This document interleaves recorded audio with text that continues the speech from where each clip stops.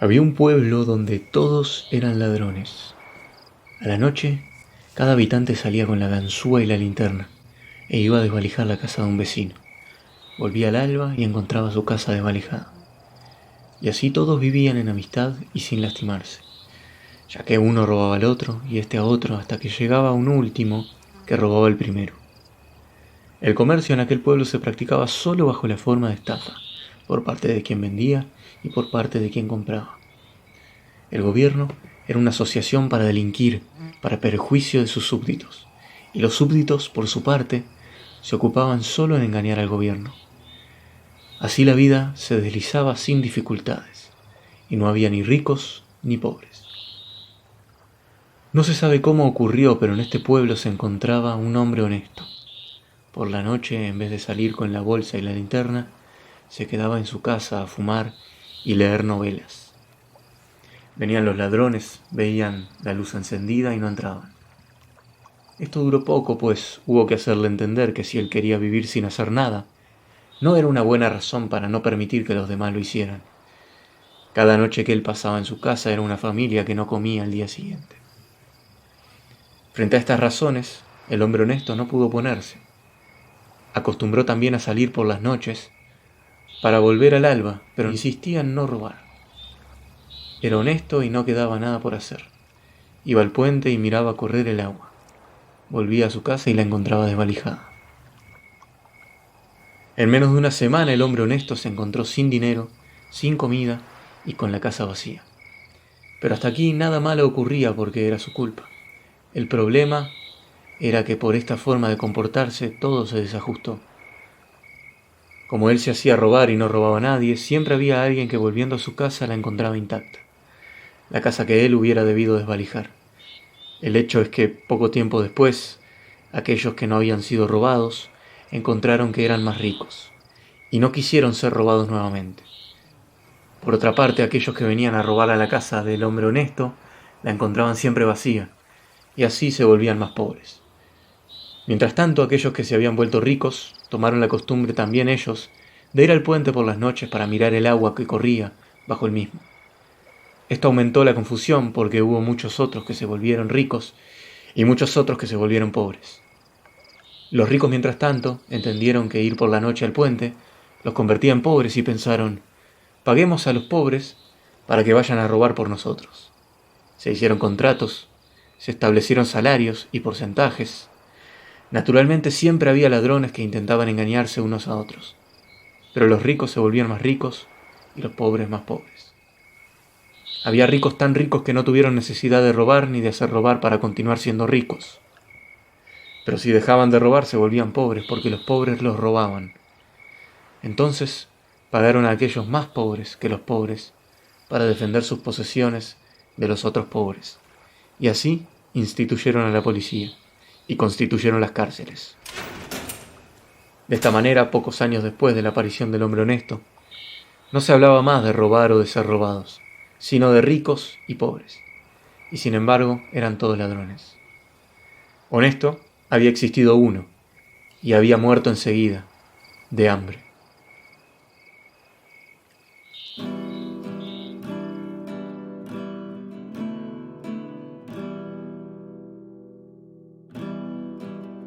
Italo Calvino, Santiago de las Vegas, La Habana, Cuba, 15 de octubre de 1923.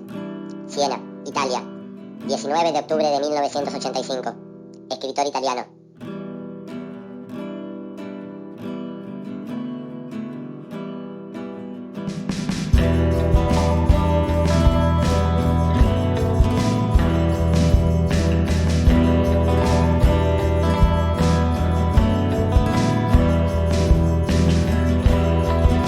Bien, escuchamos La Oveja Negra, un cuento de Italo Calvino, y este muchacho con un apellido tan musical y tan sonoro, como podrán imaginarse,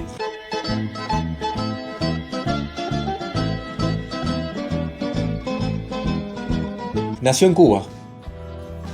Damas y caballeros, no se paranoiqueen y no desconfíen de todo lo que saben o creen saber de Calvino y de la vida. No se vuelvan terraplanistas todavía por este datito de color, ya que a sus 2 años parte con sus viejos a Italia. Un cuento breve que en su estructura se puede decir que es cuasi fabuloso por esta forma de expresión casi que con pretensiones de moralejas. Sigue un poco la línea de Gallinas, el cuento que tocamos previamente en el episodio 1, en el sentido de que funciona como una alegoría del inicio de la propiedad privada. En este pueblo se rige un sistema igualitario en el que todos roban y todos son robados, por lo que se establece en cierta forma un sistema de igualdad. No hay clases sociales y no hay quien goce de mayores riquezas que otro, ¿no? De todas formas, algo ocurre que rompe un poco el equilibrio de esta maquinaria perfecta, y eso es la llegada de un hombre honesto.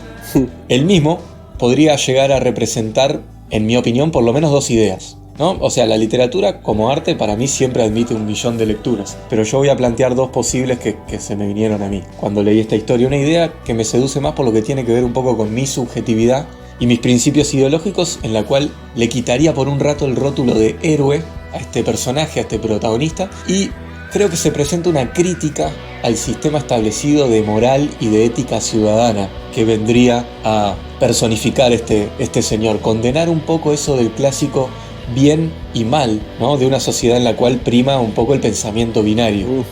Nuestra sociedad. A mí me gusta un poquito eso del bien y el mal, ¿viste? Yo soy como más Power Ranger, me crié con ellos, hay monstruos y hay salvadores, ¿viste? A mí no, eso, bueno, está, yo qué sé, es subjetivo. Sos del blanco y negro, te gustan esas paletas. Y yo qué sé, no sé, yo entiendo que hay distintas visiones aceptables, pero quieras o no, nosotros creo que nos regimos por un bien y el mal. Nosotros consideramos que algo está bien y algo está mal. Pero yo no lo considero de forma tan tajante, en el sentido de que... ¡Brujo a la hoguera! Me parecería una definición muy simplista de las cosas también. Definir todo como blanco, negro, bien, mal. Sí, bueno, creo que hay matices en el medio, ¿no? Además, capaz que también eso es lo que genera que estemos donde estamos ahora, ¿no? Porque más allá de que yo... Sería, claro, tu propuesta, que resulta muy aceptable, plantearía como que lo que estamos ahora estaría muy lindo y correcto, ¿no? Claro, sí, en las charlas de Facebook, en los partidos políticos, en peronistas, no peronistas, todas esas cosas, ¿viste? Que... Bueno, lo que decía, condenamos un poco el pensamiento clásico del bien y el mal y de una sociedad de pensamiento binario, y demostrar también cómo quizás un ser no puede comportarse como una isla, aislado del resto, sin hacer de alguna forma tambalear el mundo para todos, ¿no? Ya que respondiendo a su intachable honestidad, este hombre termina rompiendo el funcionamiento de una maquinaria perfecta de igualdad social. Él llega montado en su heroico personaje de caballero blanco incorrompible y termina arruinando la fiesta para todos, y a partir de su actitud, como desarrolla la historia, se crean las clases sociales, algunos empiezan a acumular bienes, le pagan a los que menos tienen para que los protejan y se instaura la policía. Podría funcionar un poco como alegoría de cómo comenzó la sociedad que hoy conocemos, ¿no? Esta organización que tenemos hoy, donde brilla por su ausencia la igualdad social y donde existe el principio fundamental e inviolable de la propiedad. Cito una parte del cuento que dice: el comercio se practicaba solo bajo la forma de estafa entre el que vendía y el que compraba. Esto, si se quiere, podría significar que si querés recuperar algo de lo que perdiste, intercambiamos por otra cosa que yo quiera, que podría ser el trueque, ¿no? Ajá, sí, yo cuando lo leí me hizo así acordarme de eso. Del trueque, ajá, esa sería la forma de comercio, y era una sociedad que está equilibrada aparentemente en el concepto del ojo por ojo. Vos me robás, yo te robo y bueno, todo termina funcionando bastante bien. El hombre honesto viene a arruinar esta balanza bien equilibrada. No, otra posible... No existe un ojo por ojo en el trueque, ¿no? Yo te cambio maíz por maíz. Es como que no cambiamos nada, ¿viste? No sería buena, ¿no? Vos sos del Age of Empires, vos sos del Catán. Catán, qué buen juego ese, me encantó. Ya te vi, sos gran jugador de Catán. Yo jugué 2 veces. La primera no lo entendí, la segunda tampoco, pero me re gustó, pasé bomba. No, lleva como 3 o 4 partidas para entenderlo. Sí. Bueno, y otra posible lectura que se me planteó sería quizás una visión más explícita, dando un poco vuelta no dando vuelta a la historia, sino que mirando la misma historia desde otros ojos, digamos. Una visión del hombre honesto llegando a una tierra de corrupción y crimen y presentándose como un ejemplo de conducta, ¿no? En esta lectura sí lo encasillamos en el papel de héroe. Más allá de lo que todos hagan, yo hago lo correcto, aunque eso me termine llevando a la muerte y al repudio social. Sería como un ejemplo de moral, de ética, el tipo. Dado lo que decís vos, de esas dos visiones que podemos, dentro de las miles que puede haber, o infinitas, porque también puedo agarrar el libro, darlo vuelta y leer todo al revés, y bueno, no voy a entender un carajo, pero es una visión también. Dicen que Dicen que tiene mensajes satánicos. Entonces, ¿Te imaginas?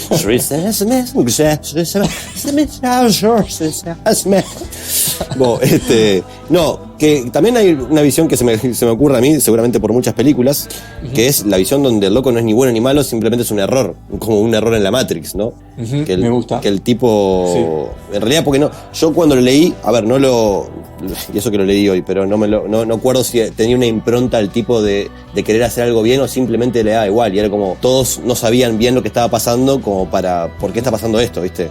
Creo que igual Ítalo Calvino, no sé por qué le digo el nombre completo, vamos a llamarlo Ítalo para los amigos, o Ita, como le gustaba que le digan, los más allegados, pero Ita no creo que quiera decir que, bueno, es una casualidad que estemos donde estamos, ¿no? O la creación de propiedad privada es una casualidad, ¿no? Creo que vamos por el lado de... Yo comparto esa visión de que el tipo es un error en la Matrix y que viene a romper con una normalidad, ¿no? Exacto. Y ahora, más adelante vamos a ver un poco la inclinación ideológica de Calvino, y yo creo que va también un poco por el lado de la crítica al sistema, ¿no? Un Calvino comunista, digamos, que yo creo que no, las actitudes del protagonista o de este personaje no vienen a ser inocentes, digamos. Ahí no va. vienen a ser casuales. Ahí va, exacto, tal cual. Y esas dos posibles visiones que me surgieron me parecen bastante como antagónicas, y me parece que se pueden dar mucho, ¿no? El que agarre esta historia como una alegoría del bien y de lo que hay que hacer a pesar de lo que todos los demás hagan, ¿no? A pesar de las inconductas del resto. Y también da para cuestionarse varias cosas, ¿no?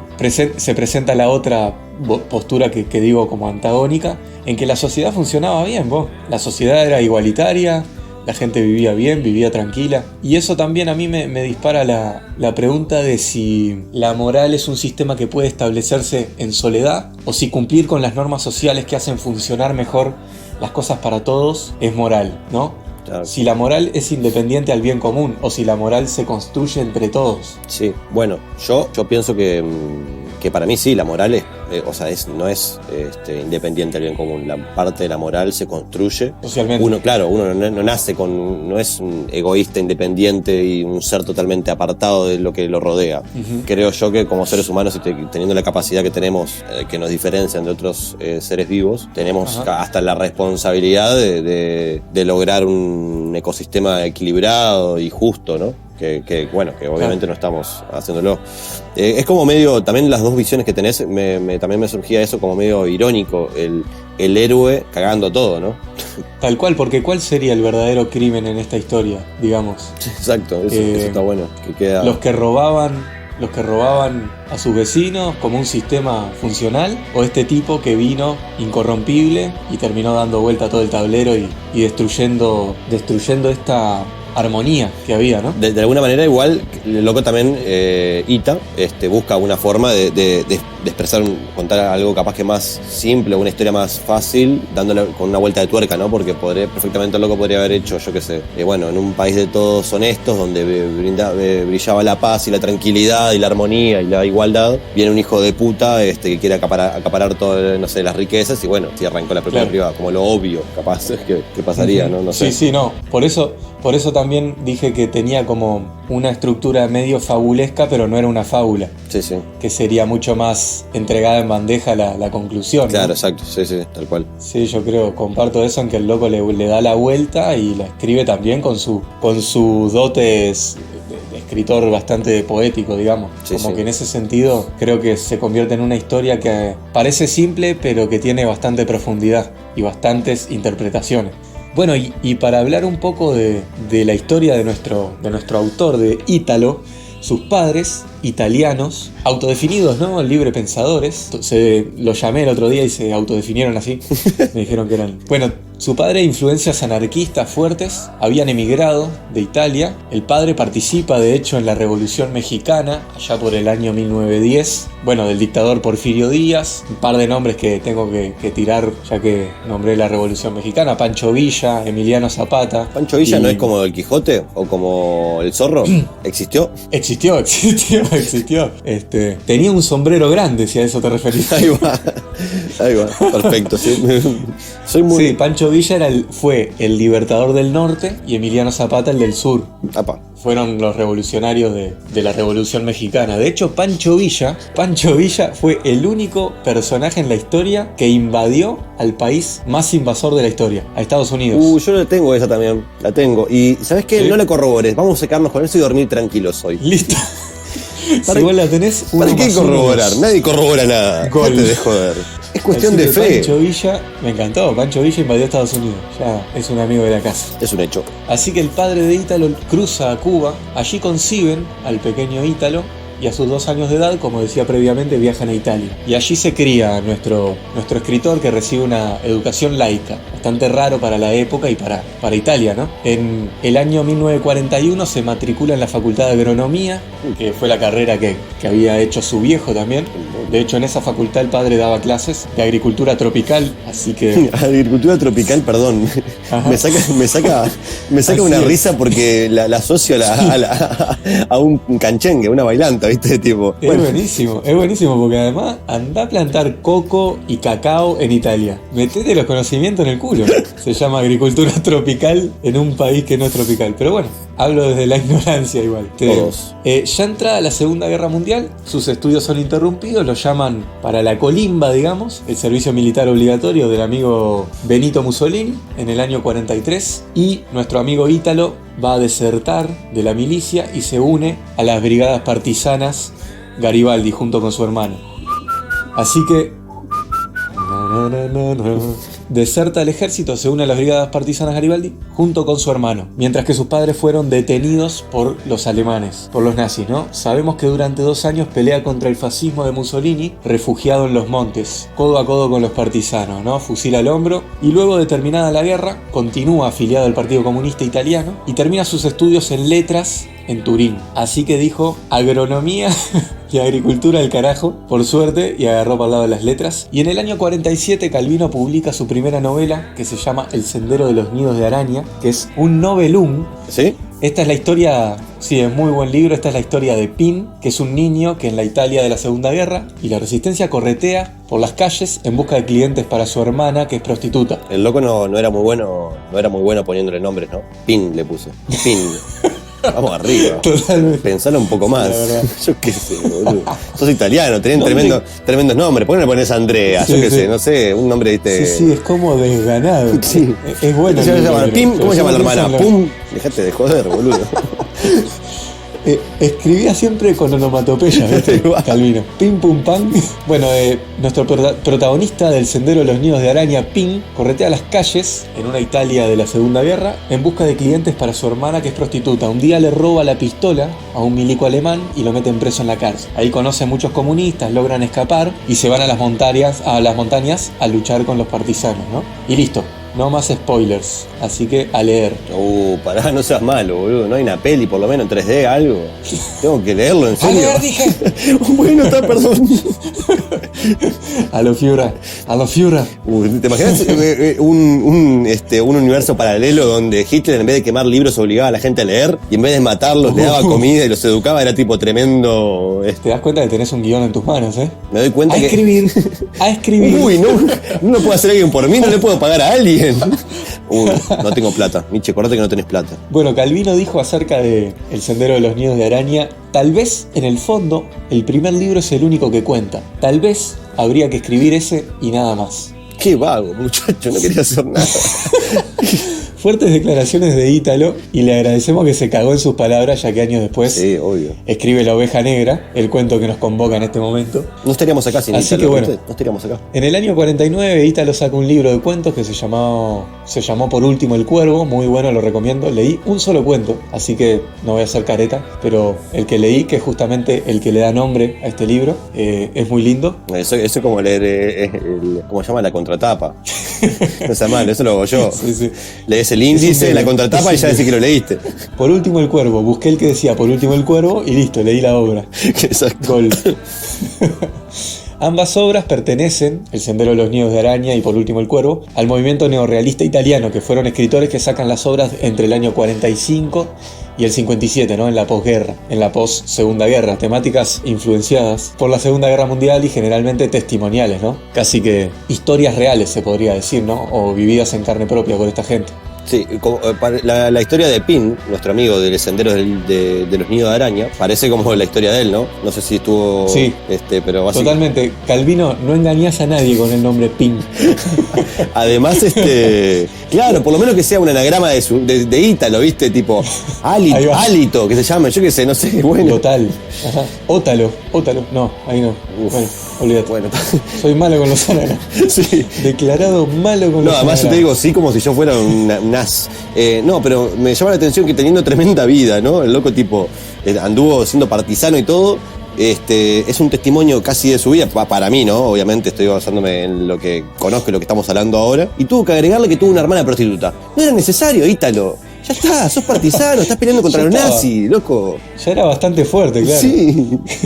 Bueno, y posteriormente Calvino en su obra se inclina un poco más hacia la literatura fantástica, también transita el terreno de la fábula. Algunas de sus obras principales son El sendero de los nidos de araña, su primer novela, El varón rampante, Las ciudades invisibles, por último El cuervo, Marcobaldo, que es un libro de cuentos juveniles, si se quiere, casi infantiles, pero con contenido político también. Me encanta. Está muy bueno. Ese para mí. Y bueno, publicó obras entre el año 47 y el año 85, así que imagínense que se paseó por varios estilos y por muchos periodos, ¿no? Lo que más nos convoca de Calvino es el periodo neorrealista, que es donde expresa la lucha y las vivencias de esta Italia antifascista, en su caso, pero a lo largo de toda su obra uno puede ver los tintes de este Calvino popular, contestatario y de un estilo muy poético en su escritura, ¿no? También una literatura muy visual, e incluso en la literatura juvenil como Marcobaldo se ve un escritor comunista, se nota un poco la ideología de la protesta y de lo popular. Bueno, genial, Mati, me encantó el Calvino. Bueno, le dejaremos a todos links, ya sea el cuento y un poco sobre la historia de él. Por supuesto. Calvino para todos.